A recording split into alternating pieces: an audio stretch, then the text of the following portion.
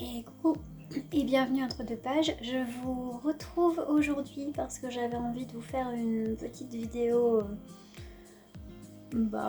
point lecture. Donc depuis début novembre, j'ai pas lu beaucoup, j'ai lu que 4 livres seulement. Donc c'est pas énorme, mais j'ai bien profité.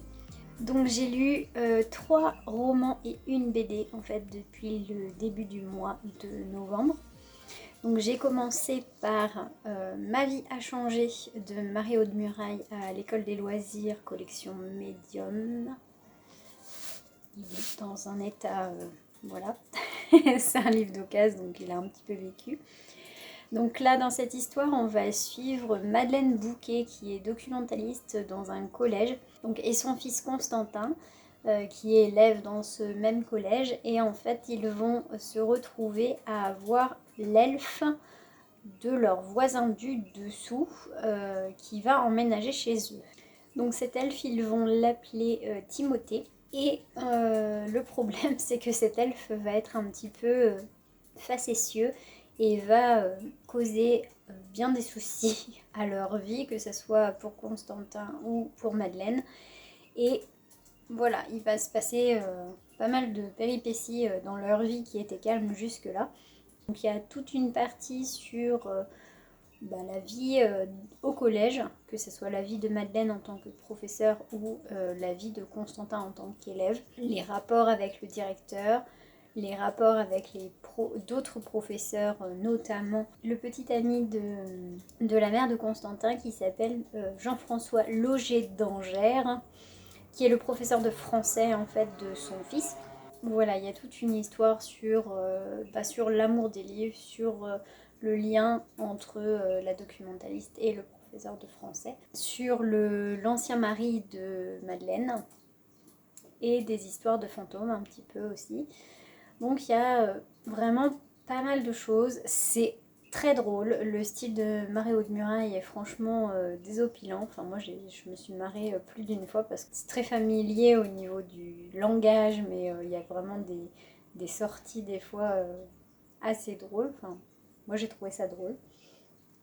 Donc c'est une bonne petite lecture. Si vous connaissez pas Marie-Aude Murail, lancez-vous. Franchement j'ai beaucoup accroché à son style. C'est très actuel, c'est du contemporain avec une petite touche de fantastique. Ça se lit très très facilement. Ma deuxième lecture, je vous la mettrai ici parce que je l'ai lu en audio. C'est L'Enfant Océan de Jean-Claude Morleva. Là, on va suivre Yann, qui est un jeune garçon de 10 ans. Et sa particularité, c'est qu'il est extrêmement petit pour son âge. Il ressemble à un petit garçon de 3-4 ans. Et c'est 3 paires de frères. En fait, il a 6 frères et chacun répartis par paire de jumeaux. 11 ans, 13 ans et 14 ans, je crois. Lui est le plus jeune, mais c'est le plus mûr de la fratrie. Et un soir, il va entendre ses parents se disputer et entendre son père, qui est un personnage quand même assez dur et qui n'est pas très démonstratif de ses sentiments paternels, dire je vais les tuer tous les 7. Donc pris de panique, il va réveiller ses frères et ils vont partir de la maison pour se diriger vers l'océan que Yann a toujours voulu découvrir. Voilà, s'ensuit un périple où ils vont rencontrer plein de personnes et l'originalité de ce récit, c'est que on entend le personnage de Yann en tant que narrateur, mais que vers la fin du roman. Au départ, on a toute une série de témoignages et de points de vue des différents frères de Yann, de ses parents, des voisins, des personnes qu'il croise. Et en fait, on a leur point de vue sur les événements qui sont déjà passés. Cette vision externe de la chose et le dénouement qui est très original, moi j'ai trouvé. C'est en quelque sorte une réécriture du Petit Pousset de Perrault. Très bien écrit, addictif parce que Morleva a cette capacité d'écriture qui fait qu'une fois qu'on a lancé un récit de Morleva, on ne peut plus s'arrêter. et c'est extrêmement bien construit et très original au niveau de la mise en scène. Assez dur au niveau du propos parce que on est quand même sur une famille suivie par une assistante sociale qui a des grosses difficultés financières, qui vit dans la campagne reculée. Voilà, ces garçons qui sont un petit peu en dehors de la société en fait. Ce lien entre ces 7 frères est absolument magnifique. C'est riche au niveau du vocabulaire et la toute fin est comme je les aime, c'est-à-dire une fin où il reste quand même un petit questionnement une fois la dernière page refermée et on peut imaginer ce qu'on veut, donc c'est vraiment un vrai coup de cœur. Ensuite j'ai lu également en audio, donc je vous le mettrai ici aussi, Le bal des folles de Victoria Mass, qui est un roman assez récent parce qu'il est sorti en fin d'année dernière, qui me faisait de l'œil un petit peu parce que c'est une thématique que je ne connais pas et du coup j'étais assez intéressée pour voir s'il y avait des infos dessus. On est à la fin du 19e siècle, dans les premiers tâtonnements des réflexions sur la maladie mentale à Paris, à la Salpêtrière, et on va suivre des destins de femmes qui sont internées d'office. Moi, ce que j'en attendais de ce livre, c'était quelque chose d'assez documentaire, assez historique au niveau de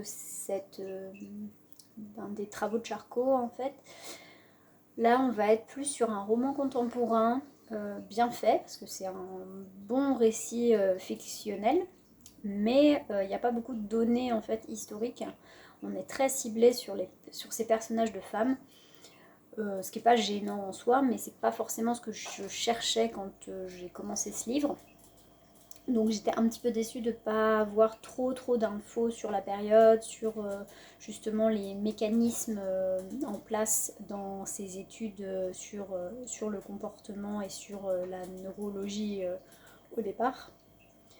Mais ces destins de femmes m'ont quand même embarqué. On est avec 4 femmes en personnages principaux. Donc on va avoir Eugénie qui est une fille de bonne famille qui va se retrouver là parce que elle la trouve vers sa bouche, clairement, parce qu'à l'époque on estimait que les femmes devaient se marier, avoir des enfants et surtout ne pas avoir d'opinion sur rien.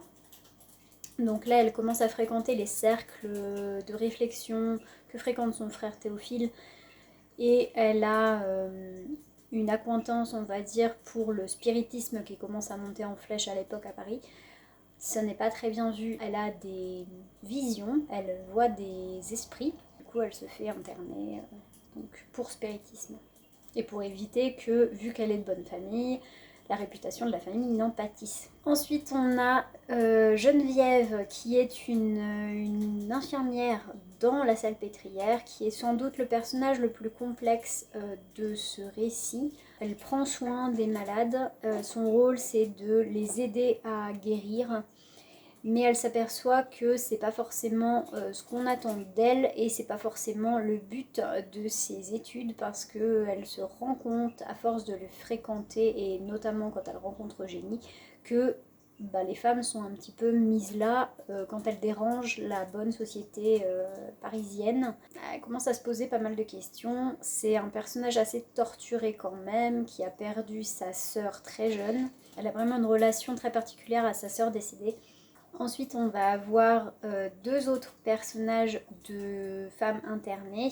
On va avoir Thérèse, une femme qui a poussé son mari dans la Seine parce qu'il l'avait trompée avec une autre femme. Donc, sur un coup de sang, en fait, elle l'a poussé dans la Seine et il est mort noyé, quoi. Et ils l'ont interné par rapport à ça.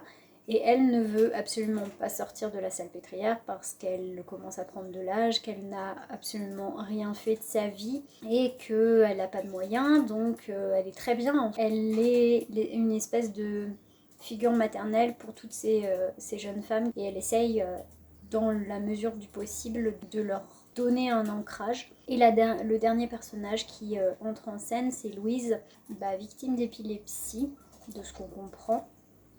Et en fait, toutes ces crises vont être disséquées et étudiées lors de séances publiques par Charcot et son équipe. Et elle se voit déjà en haut de l'affiche comme une femme qu'on va montrer, qu'on va prendre en exemple. Elle a une espèce de fascination et d'adoration pour les médecins et notamment pour Charcot. Voilà, donc cette histoire autour de ces 4 destins de femmes va se nouer et va évoluer. Et j'ai trouvé ça très intéressant de faire graviter cette thématique autour de ces destins de femmes. Il y a quand même une bonne réflexion féministe autour de ce roman. C'était une bonne lecture. Par contre, tout ce qui est documentation et côté historique, je pense que j'irai lire d'autres choses parce que là, on est vraiment sur un roman fictionnel, pur. C'est une histoire en tant que telle. Il ne faut pas le lire pour aller chercher des infos, il faut le lire vraiment comme un roman pour ce qu'il est tout simplement. Le dernier livre que j'ai lu, c'est le 2e tome de Bergère Guerrière, La Menace, de Jonathan Garnier et Amélie Fléchet. C'est chez Glénat. On est reparti avec Molly et Liam qui vont se lancer à la poursuite d'une malbête et qui vont aller demander conseil à une communauté de magiciens isolés dans une forêt. Et elles vont rencontrer Sarah, qui est une jeune fille au pouvoir assez extraordinaire puisqu'elle a un lien fort avec les oiseaux. Et voilà, ils vont essayer de découvrir qui manipule la malbête et essayer de déjouer les plans. Et j'aime beaucoup cette BD. C'est très beau au niveau graphique à l'intérieur. J'aime énormément la colorisation dans les tons un peu pastel. Et j'ai hâte de lire le 3e tome pour voir la suite de cette série. Je crois qu'elle est en 5 tomes, mais je suis pas sûre. Donc j'ai que le 3e parce qu'il n'y a que le 3e qui est sorti pour le moment. Donc on va attendre. Et puis j'ai hâte de lire le 3e pour voir la suite de cette aventure. Dans mes envies aussi de lecture pour la suite, j'aimerais terminer avant la fin de l'année la série du Maître des Livres. Il me reste 5 tomes. Et voilà, finir le 3e tome de Bergère Guerrière, comme je vous disais. Et puis après sur le reste, on verra bien. Je suis pas adepte en fait des plannings de lecture hyper précis. Je me mets pas d'impératif au niveau lecture parce que sinon je m'y tiens pas en fait. Donc j'essaye de faire au gré de mes envies et d'avancer autant que possible. Donc voilà, c'est tout pour cette petite vidéo. J'espère que ça vous aura plu. Et puis j'espère que je vous aurai donné envie de lire certains de ces livres. N'hésitez pas à me dire si vous en avez lu certains. Et je vous dis à bientôt dans une prochaine vidéo. Au revoir!